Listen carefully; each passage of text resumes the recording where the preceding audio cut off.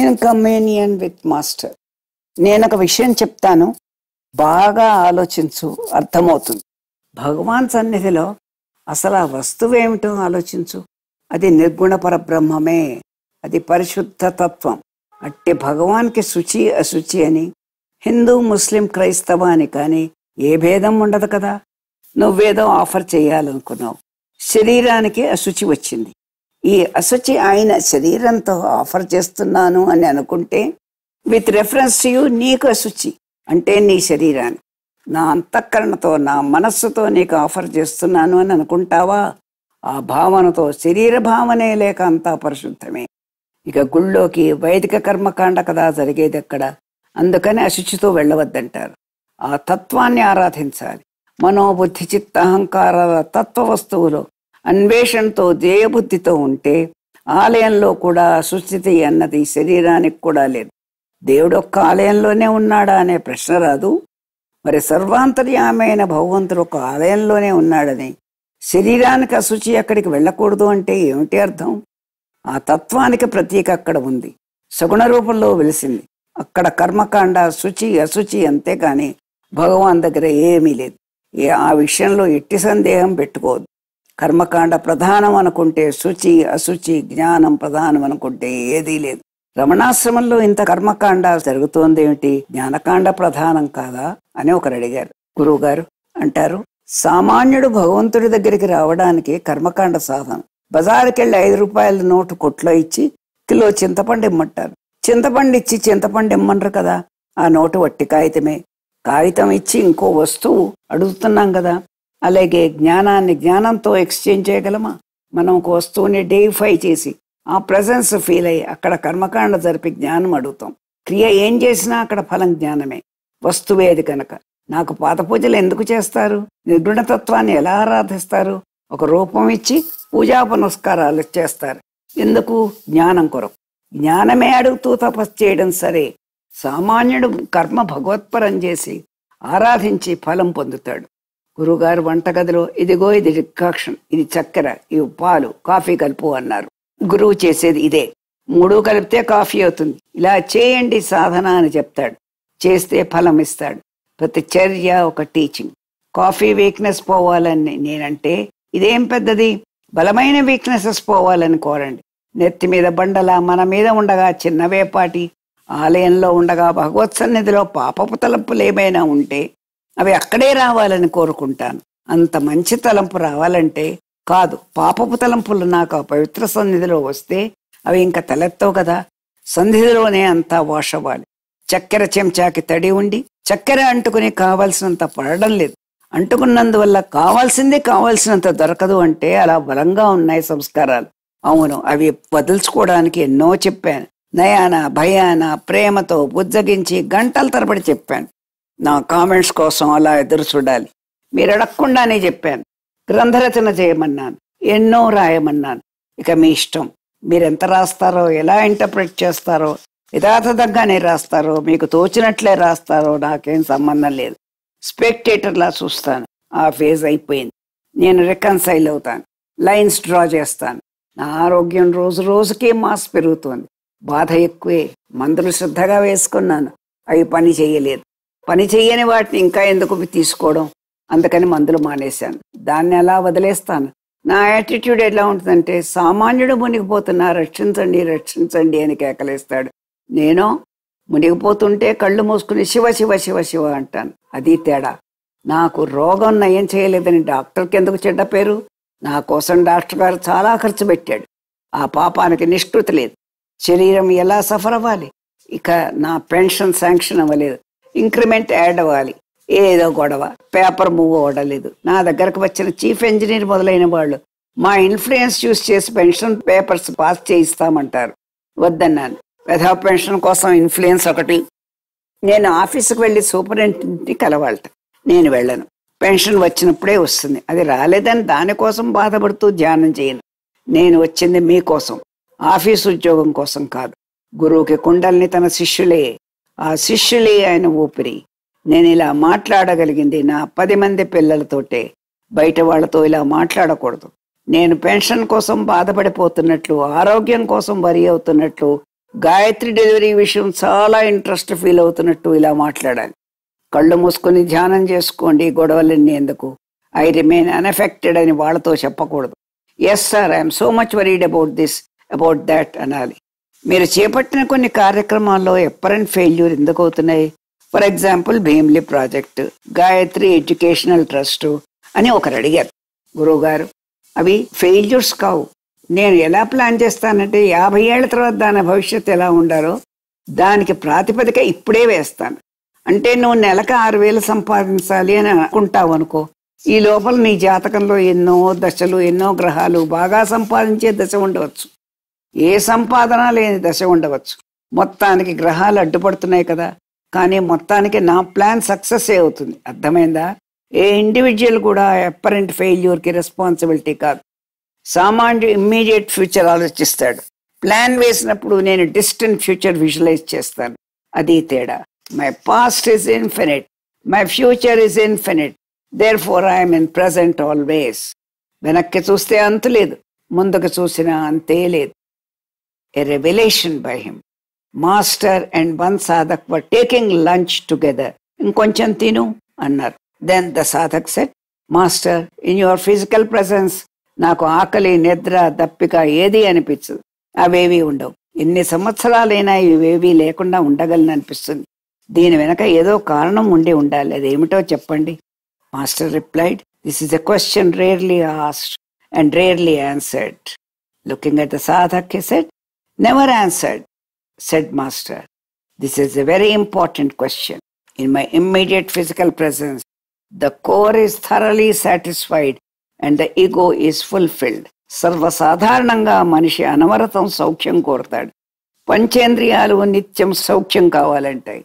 చెవులు చక్కటి సంగీతం వినాలని, కన్నులు చక్కటి దృశ్యం చూసి సువాసన ద్వారా జ్ఞానేంద్రియం, చల్లని స్పర్శతో త్వక్, ఇలా పంచేంద్రియాలు వేర్వేరు సోర్సెస్ నుంచి ఆనందం కోరుతాయి. సరే, చెవులతో చక్కటి గానం వింటే ఆనందం ఎవరికి? చెవులకా? కాదే. అలానే కన్నుతో చక్కటి దృశ్యం చూస్తే కన్ను ఆనందిస్తుందా? కాదే. మరి ఆనందం ఎవరికి? చూసే కన్ను, వినే చెవు ఆనందం అనుభవించవు. లోపలున్న వాడికి ఈ ఆనందం. పంచేంద్రియములు ఏకకాలమందు వేర్వేరు సోర్సెస్ నుంచి అనుభవించే ఆనందం ఎంత ఉంటుందో అదంతా ఒకే సోర్స్ నుంచి అన్డిస్టర్బ్డ్ అండ్ అన్ఇంటరప్టెడ్గా పొందినప్పుడు లోపల కోర్లో ఇగో కంప్లీట్ సాటిస్ఫాక్షన్ అండ్ ఫుల్ఫిల్మెంట్ వస్తుంది. ఈ ఆనందం పంచేంద్రియములతో అనుభవించేది కాక ఇంద్రియాతీతమై ఉంటుంది. అది మాస్టర్ ఇమ్మీడియట్ ఫిజికల్ ప్రెజెన్స్ వల్ల కలిగేది. ఇట్టి ఆనందంలో జీవుడి ఇగో నిండి ఉండగా వాడికి ఇతర అవసరాలుండవు, ఆకలి దప్పులుండవు. That is the only sign that you are in communion with your master. అంతకన్నా వేరే సైన్ ఏమీ ఉండదు. When the core is satisfied with fulfilment, the source of pleasure is different. ఇంద్రియాల ద్వారా వచ్చే తాత్కాలిక ఆనందం మీద ఒక్కోసారి డిస్టేస్ట్ కూడా పుడుతుంది. కోర్ సాటిస్ఫై అవడంతో ఆకలి దప్పులుండవు. ఆకలి ఎవరికి? దాహం ఎవరికి? కడుపుకి నోటికినా? కాదు. ఎప్పుడూ వేసే ఆకలి ఎలా మాయమైంది? మాస్టర్ ప్రెజెన్స్లో ఎందుకు లేదు అంటే because the core is satisfied and is in union with master, there is no need of anything else. ఈ మాటలు బాగా గుర్తుంచుకో. మాస్టర్ వినకుండానే సుఖము, తినకుండానే ఆకలి తీరుతుంది, తాగకుండానే దాహం తీరుతుంది. అతన్ని ముట్టుకోనక్కర్లేదు. చెవి, నోరు, స్పర్శ, జ్ఞానేంద్రియం పని చేయనవసరం లేకనే పనిచేస్తాయి. మాస్టర్తో union in immediate physical presence is the first stage. Second and highest stage is union with master even without the physical presence. మాస్టర్తో యూనియన్ వస్తే ఇంద్రియ సౌఖ్యం అవసరం ఉండదు. అవి కోరనే కోరం. గురువు యొక్క దుఃఖం. మనిషి అజ్ఞానంతో ఏడుస్తాడు. దుఃఖం తగ్గించడానికి నేను ఏడుస్తాను. 2, మనిషి దుఃఖ కారణం చెప్పి ఏడుస్తాడు. మాస్టర్ వీళ్ళ దుఃఖ కారణం చూసి ఏడుస్తాడు. మానవ హృదయం చేసేవి చెప్తున్నా. నా వద్దకు వచ్చిన వారికి దుఃఖోపశమనం అయితే నాకు తేలికే. వారి దుఃఖం పోగొట్టే ప్రయత్నం ఎందుకు చేస్తానంటే వాళ్ళ దుఃఖం పోతే నాకు దుఃఖం పోతుంది. వాళ్ళ దుఃఖ కారణంతో నాకు నిమిత్తం లేదు. గురుగారి పాదాలు పడితే హిస్ కామెంట్స్, నీవు పాదాలు ఒత్తితే ఆ పాదాల మటుకే సుఖం. నా పాదాలు నొప్పి పెడుతున్నాయో బాధపడడం నేను చూస్తున్నాను. దానికి బాధ తగ్గించి నాకు బాధ లేకుండా చేశారు. తలనొప్పి వస్తే తలపడతారు, అంటే స్పర్శేంద్రియానికి సేవ చేశారు. The pain pertains to the sense of touch. Sense of touch is not only on the skin but inside also. కడుపు నొప్పి, పేగులు నొప్పి, లైక్ హాట్ అండ్ కోల్డ్ వస్తున్నాయి. ఈ నొప్పులన్నీ సెన్స్ ఆఫ్ టచ్, ఇన్సైడ్ సంబంధం. There is life energy in the foot. అందుకని పాదం బాధపడుతున్నా నేను చూస్తున్నా అంటాను. శరీరం విలవిలా తన్నుకొని బాధపడుతున్నా ఉదాసీనంగా చూస్తుంటాను. I can see my death whereas people die. ప్రాణం పోతున్నా నేను చూస్తుంటాను. పంచేంద్రియములు నిద్రిస్తుంటే నేను చూస్తుంటాను. ప్రాణ చైతన్యం కూడా నిద్రిస్తుంది శరీరంతో పాటు. I slept like a log అంటారు. కానీ నేనేమంటానంటే I was sleeping like a log అంటే I was aware that I was sleeping. I was asleep అంటారు. నేను నిద్రపోతూ ఉన్నాను. ఇంగ్లీష్లో ఇలా అనడం wrong, since you are not aware of it. Past and present continuous వాడకూడదు. నాకు దువ్వెనతో గోకమంటాను. అది స్పర్శేంద్రియానికి సంబంధించిన సేవ. ఆ సేవ చేస్తే నాకు అభిషేకం చేసినంత ఫలం. Following is serving. ఇంతదాకా మీకు చెప్పకుండా ఉన్న సబ్జెక్ట్ శుశ్రూష ఎలా చేయాలి అని. How to serve master. Any amount of lecturing on that subject would not be sufficient. ఇంతవరకు ఎందుకు చెప్పలేదంటే, ఒకటి సహజంగా వాళ్ళ సంస్కారాలను బట్టి ఎంత డిసిప్లిన్ క్రియేట్ చేస్తారో చూద్దామని. రెండోది రూల్స్ అండ్ రెగ్యులేషన్స్ థియరీగా చెప్పడం కాదు, ఎగ్జాంపుల్గా ఉండాలి. If only you had seen me serving my master you would have followed the example. మాస్టర్ని సర్వ్ చేయడం అంటే ఏమిటి? Never forgetting the fact that you are in the presence of divinity. అది ఒకటి. హ్యూమన్ అండ్ సోషల్ రిలేషన్షిప్స్లో అది eclipse అవుతుంది, that you are in the presence of divinity అన్నది. రెండోది, that divinity has come for you. అది నీకోసమే వచ్చింది కనుక మాస్టర్ అని డివినిటీ అని తెలిసింది. కాన్స్టెంట్ అవేర్నెస్, మరుపు లేకుండా ఈ మ్యాటర్ మనసులో ఉంటే it ceases to be an ordinary human being and reveals it self. 10% డివోషన్తో నా దగ్గరకు వచ్చి అబ్జర్వ్ చేస్తే మీకు ఇన్ని విషయాలు తెలుస్తున్నాయి. 90% మోర్ ఉంటే ఇంకా ఏం తెలుస్తాయో చూడండి. You are aware of it that it is divinity. Constancy లేదంతే. సడన్ గా ల్యాప్స్ ఎందుకు అవ్వాలి? సడన్ గా ఇంకో థాట్ ఎందుకు రావాలి? గోల్ ఎప్పుడు జ్ఞాపకం ఉంటే కాన్స్టెంట్ అవేర్నెస్ ఉంటుంది. నిత్యం అందుకే నామస్కరణ చెప్తాడు గీతలో. కాన్స్టెంట్ అవేర్నెస్ ఉండాలంటే ఎందుకు ఉండడం లేదని ప్రశ్న వేసుకోండి. 2 things వల్ల. నిన్ను ఆక్యుపై చేసి బోదర్ చేసే ఉన్నాయనుకో సంసారంలో. అటెన్షన్, వర్క్, చిరాకు, కోపం, ఇలా ఎన్నో. త్యాగం చేసి వదిలితే తప్ప వదలవు. ఇది ల్యాప్సెస్. నీ కొడుక్కి కడుపు నొప్పి వచ్చింది, 3 గంటలు నువ్వు వాడి కోసం బాధపడ్డావు, గోల్ మర్చిపోయావు, అది ల్యాప్స్. ఆఫీస్కి వెళ్ళి ఫైల్స్ చూసావు, గోల్ మర్చావు, అది ల్యాప్స్. మనస్సు ఎక్కడో పెట్టుకునే టెంప్టేషన్స్ వస్తే అది ల్యాప్సే. నాకేదో వరీగా ఉంది, ధ్యానం 3 రోజులు చేసుకోలేదు, అది ల్యాప్సే. సిల్లీ థింగ్స్ గురించి ఆలోచిస్తే అది ల్యాప్స్. కానీ ఏదైనా ఆబ్జెక్ట్ మీద ప్రభావం చూపిస్తుంది, దానిచే బాధపడతావు, వీక్నెస్ లో బయటికి వెళ్తావు. ధ్యానం నుంచి మనసులోని టెంప్టేషన్స్ కి దూరం కాలేవు. This is sin, not in the traditional sense. మనిషి 2 రకాలుగా బాధలు పడతాడు. దానంతరం వచ్చేది, తాను తీసుకునేది. ప్రపంచంలో సంసారంలో ఉన్నది నన్ను బాధిస్తోందంటే నేను అందులో ఉన్నా కూడా I'm not able to devout my attention to the proper subject. Call of duty అంటే ఆఫీస్ వర్క్ లాంటిది. It is all right. Sunday ఖాళీగా ఉంది, బోర్ కొడుతోంది, మంచి ఇంగ్లీష్ సినిమా ఉంది, వెళ్దాం, అది ధ్యానం మానేసి. అది నీ తప్ప, సినిమా తప్ప? బుర్ర వక్రబుద్ధి అన్నమాట. ఇక్కడ లాటరీలు వేయడానికి, ప్లాట్స్ కొనడానికి, ఇల్లు కట్టడానికా మనం వచ్చింది? ఇదా మన గోల్? కాసేపు ధ్యానం మానేశామా? It is inexcusable. It is hypocrisy that we want to be spiritualists. Rather say you are too weak and not eligible. Don't expect your guru to help you without asking all the time. Ask for help all the time. స్త్రీ పుట్టడంతోనే కొన్ని advantages ఉన్నాయి. మొగాడికి ఆడదానికి తేడా ఉంది.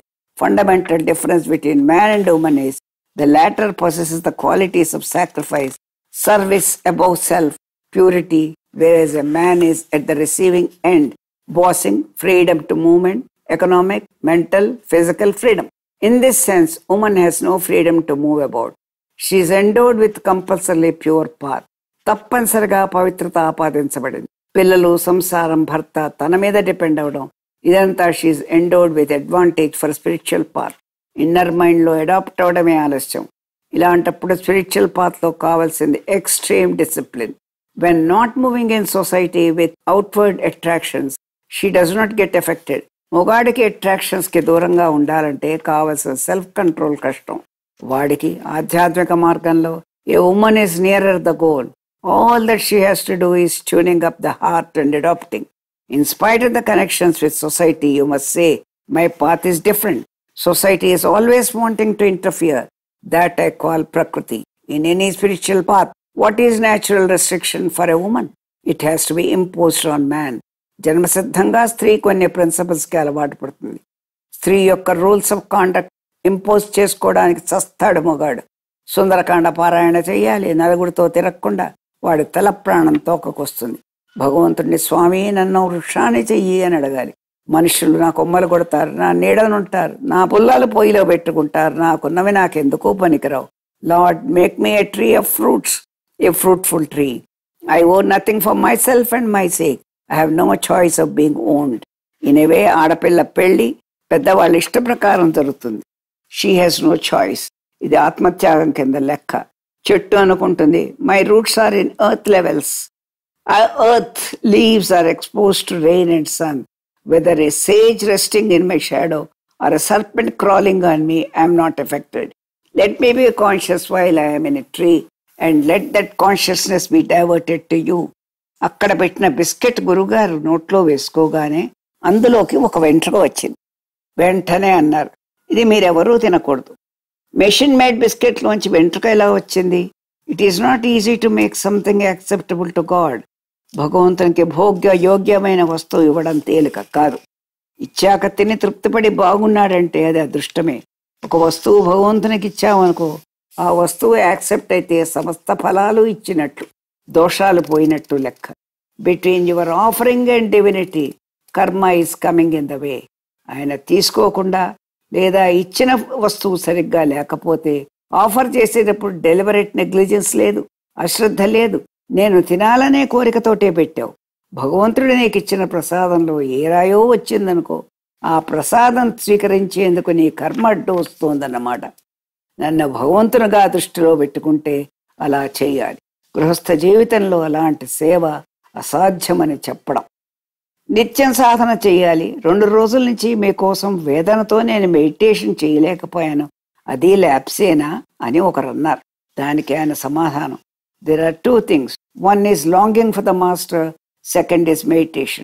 Meditation is a path of the master, our master is the target. సర్వధర్మాన్ పరిత్యజ్య ఒకటి, అన్ని ధర్మాలు పాటించడం ఒకటి. అనన్యాశ్చింతయంతో ఎలానో సర్వధర్మాన్ పరిత్యజ్య కూడా అలానే తీసుకోవాలి. ధర్మం వదిలి నన్నే కోరుకో, నన్ను మాత్రం కోరుకుని అనన్య చింతతో ఉండు చాలు. ధర్మం అవలంబించడం అంటే కుడి చేత్తో నీళ్లు వదలాలా అని ధర్మ సందేహం, అదేం లాభం? భగవంతుడు కావాలి నాకు, అది చాలు. Therefore the master itself is your target. If you depend too much on your ability, your ego tests you. మాస్టర్ని కోరుకొని to live in the master, make it a point. Ananya చింత అలవాటు చేసుకో. ఎందుకు? అతనిలోని ఆధ్యాత్మిక తేజస్సు నీది కావాలి కనుక సృష్టి గురించి ఆయన అంతఃకరణలోని భావం నీది కావాలి. Your own existing ego should go. శ్రీంకారం చేయమంటారు, రూపధ్యానం చేయమంటారు, నామ సంకేతాలు చెప్తున్నారు, పైగా యాక్షన్స్ ఉన్నాయి. ఏకకాల మంది ఇవన్నీ ఎలా సాధ్యం అని ఒక ప్రశ్న ఎవరో అడిగారు. మాస్టర్ మనసా వాచా కర్మణ అని కదా, మనసా రూపధ్యానం, వాచా హ్రీం కర్మణ అంటే అన్ని యాక్షన్స్ ఆయన పరం చేయడం. దీనికి మీరు ఏం చేయాలంటే, 1. First assume his presence very near you. If you are sure that you have assumed, you will be a different personality. Your pattern of thinking, acting, all will be very different. కట్టుకునే బట్ట కూడా చాలా జాగ్రత్తగా కట్టుకుంటావు. Coffee తాగాలనుందనుకో, you can't take without offering him. You can't eat or drink without offering him. Can't dress carelessly. Can't be rough. Shout at your servants. Can't be negligent. So many imposed restrictions will come. If a beggar comes, you can't turn him away. You are tired, let us say. In the assumed presence of the master, you forget your fatigue. Suppose the master is sitting here. You behave in a different way. Gradually, నువ్వు ఆయనకి offer చేయడం బదులు he is feeding you అన్న feeling వస్తుంది. తర్వాత he pervades your life. First stage assume proximity. Second stage ఆయన లోపల ఉంటాడు. He wears your sarees. He eats your food. అద్వైత సిద్ధి అలానే వస్తుంది, బీయింగ్ ఆక్యుపైడ్. కాన్స్టెంట్ అవేర్నెస్ అంటున్నారు. రోజు పొద్దున lord stay in my heart, take care of me, make me remember you అని ప్రే చేస్తాం. కానీ 2 గంటలు గడిచేసరికి గురువుని మర్చిపోతాం. మరి గుర్తు చేయడం గురువు బాధ్యతేనా అని ఇంకో ప్రశ్న. దానికి సమాధానం, remember is a verb applied to you. I'm going to be fast asleep, Wake me up అని అడగడం లాంటిది. కుదిపినా మొత్తుకున్నా లేవరు, నేను పడుకుంటున్నాను, కొంచెం ఇలాను లేచేస్తా అనాలి. ముద్దు నిద్రపోతే లేపు అనకూడదు. నేను నిద్రపోతున్నా నీ పిలుపుకి ఎదురు చూస్తా. Here it means you are not shedding the self effort. అయితే మరి ఎగ్జాక్ట్గా ఏమని అడగాలి, ఏమని ప్రే చేయాలి అని అడిగితే, he has been compassionate and kind to give us this prayer. You are an immense source of power and strength. Please stay in my heart in such a way that I can't forget you, and let me draw on the inexhaustible source of your power, purity and wisdom. You see through my eyes, hear through my ears, so that your understanding shall be my own. For this I promise to entrust myself to you alone, and I shall not look to a second source, no matter what I seemingly get from you or seemingly fail to get from you. Keep my faith unshaken in you through thick and thin of my life. From this moment my sorrows as well as happiness shall be thy gifts, as also your ordainments my lapses, so that my karma is washed in the way you choose. That shall be the obvious path of my quickest purification, that I may identify myself with thyself sooner than any other way. Sorrows kuda gift అనుకో, నా lapses కూడా నీ ఆర్డైన్మెంట్సే. నీ కర్మక్షేమతలు ఎలా జరగమంటే అలా జరుగుతుంది. అంతే మాస్టర్కి కావాల్సింది. ప్రేయర్లో చెప్పినట్లు ఆ యాటిట్యూడ్ ఉంటే ఏమిటి? నా ల్యాప్సెస్ నావా? నీవు ఆర్డైన్ చేసినట్లుగానా? ఆ మెథడ్ నువ్వు చూస్ చేసావు కనుక కర్మలు ఆ విధంగానే క్షయం కావాలి. నువ్వు ఎలా క్షయం కావాలనుకున్నావో అలానే జరగని. అది నీ నిర్ణయమే. దానికన్నా మనస్ఫూర్తిగా ఎబడై ఉండడమే కాదు, ఆ సారోస్లో I will be grateful to you, సఫరింగ్లో గ్రాటిట్యూడ్ చూపించాలి. కష్టాలు వచ్చినప్పుడు భగవంతుడిని నిందించక తలుచుకోవడంలా గ్రాటిట్యూడ్. పాండవులు నానా కష్టాలు పడ్డారు, అవమానాల పాలైనారు, రాజ్యం పోగొట్టుకున్నారు. ఇన్ని కష్టాలు పడ్డా వాడికి కృష్ణ భగవంతుడి ఆజ్ఞతోటే ఇలా అయింది అన్నారు. వాళ్ళు పడ్డ కష్టాలకు ఒక్క దెబ్బతో ఫెయిత్ ఎగిరిపోవాలి. కష్టాలు భగవంతుడు ఆర్డైన్ చేసినవే అనుకున్నారు పాండవులు. ఆయన దయ వల్ల రాజ్యం పోయింది, క్షేమంగా ఉన్నాం. జూతంలో గెలిచి ఉంటే ఎంతమందిని అవమానపరిచి ఉండేవాళ్ళమో. అరణ్యాల్లో మునివృత్తి ప్యూరిఫికేషన్ కోసం మనం అదృష్టవంతురం అనుకున్నారు. కష్టాల్లో కూడా తనను తలుచుకున్న వాళ్ళ మీద భగవంతుడికి ప్రేమ. అట్లా పాండవులకున్న యాటిట్యూడ్ అనుకుంటేనే భగవంతుడిని గుర్తిస్తారు. ఆ భగవంతుడికి దయలేదంటారు, ఎంత తప్పు. While calling him God, saying he's unkind, it is impossible. God is kindness, God being unkind is impossible. సామాన్యుడు ఏమనుకుంటాడు? మనం భగవంతుడిని నమ్ముకున్నాం, ఆయనకు పాత పూజలు చేశాం, అయినా అడవుల పాలైనాం. భగవంతుడికి దయా దాక్షిణ్యం లేదు, ఆయనకి ధర్మం లేదు, లేదా భగవంతుడే లేడంటారు.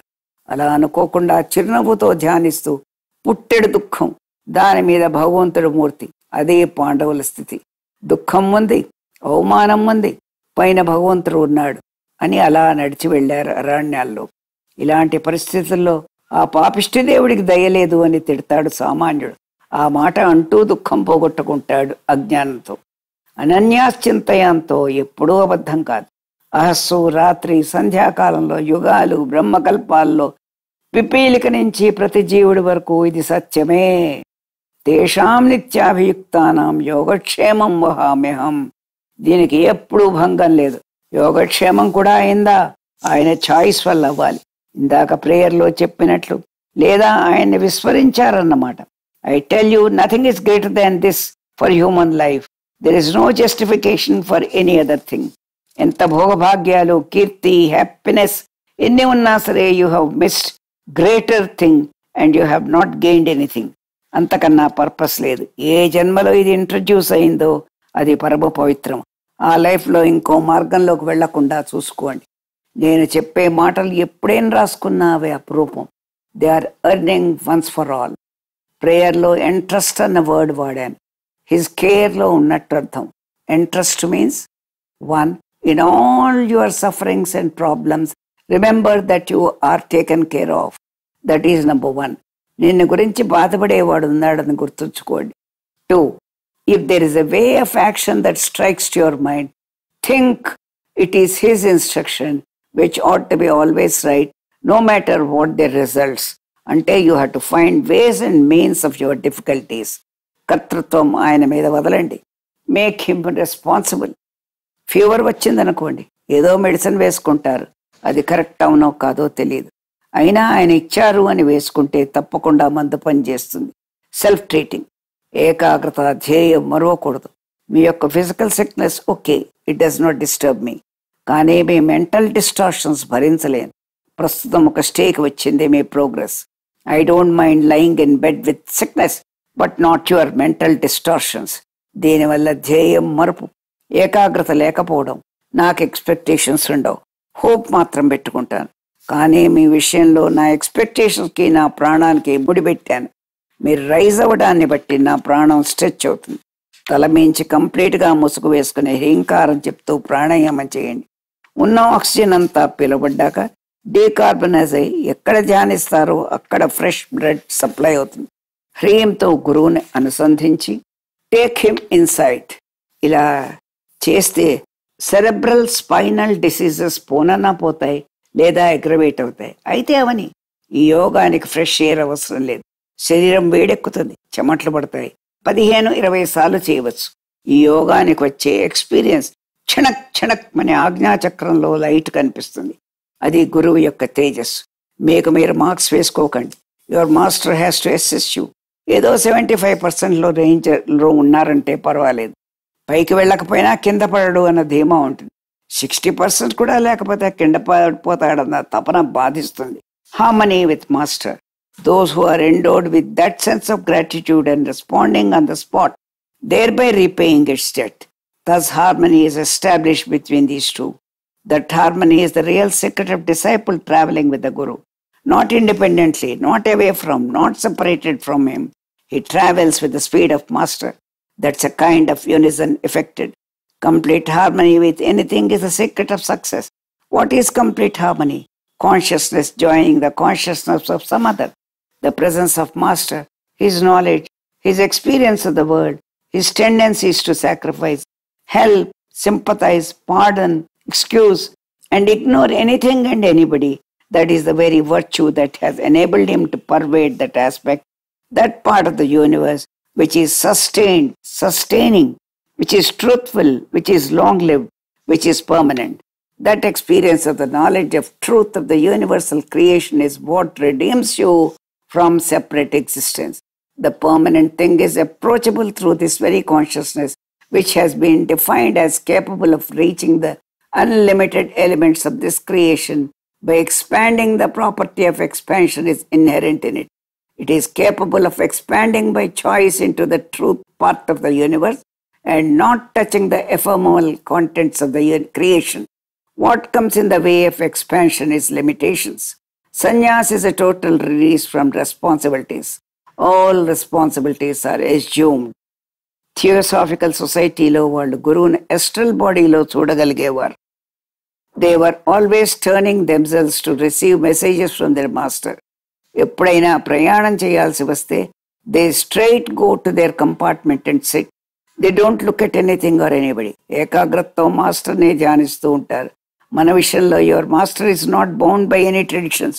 ఒక్కొక్క సాధకుడిని బట్టి అతనికి అనుకూలంగా he will act and appear to them. It may be a dream, a vision, or he may make somebody else to give direction. Supposing you are going by bus, ఆ బస్కి యాక్సిడెంట్ అవబోతుందని తోటి ప్రయాకుడు నిన్ను బస్సు దిగబొమ్మంటాడు. Master makes other man to guide your safety. Sometimes you may hear inner voice. ఇలా ఉంటుంది గురుతత్వం. మన స్కూల్లో ఎవరికి చాయిస్ ఇవ్వను. There are 3 stages. Master teaches, he then demonstrates, he gets the demonstration done. అందరూ ఈ స్టేజెస్ కంపల్సరీగా ఫాలో అవ్వాల్సిందే. ఆనందం అంటే అది స్వయం సిద్ధం, స్వయంబద్ధం, స్వయంకృతం. ఎట్టి కారణం లేని ఆనందం శాశ్వతమైనది. అదే సచ్చిదానందం. గురువు ఎప్పుడూ మీ కష్టాల్ని, దుఃఖాల్ని జేబులో వేసుకుపోవడానికి వస్తాడు. మీకు ఆనందాన్ని మిగులుస్తాడు. ఎప్పుడూ ధ్యానయోగంలో ఉండండి. లైఫ్లో ఒక గోల్ సెట్ చేసుకోవడం, ఒక స్టాండ్ తీసుకోవడం, దాని ప్రకారం జీవించడం చేయాలి.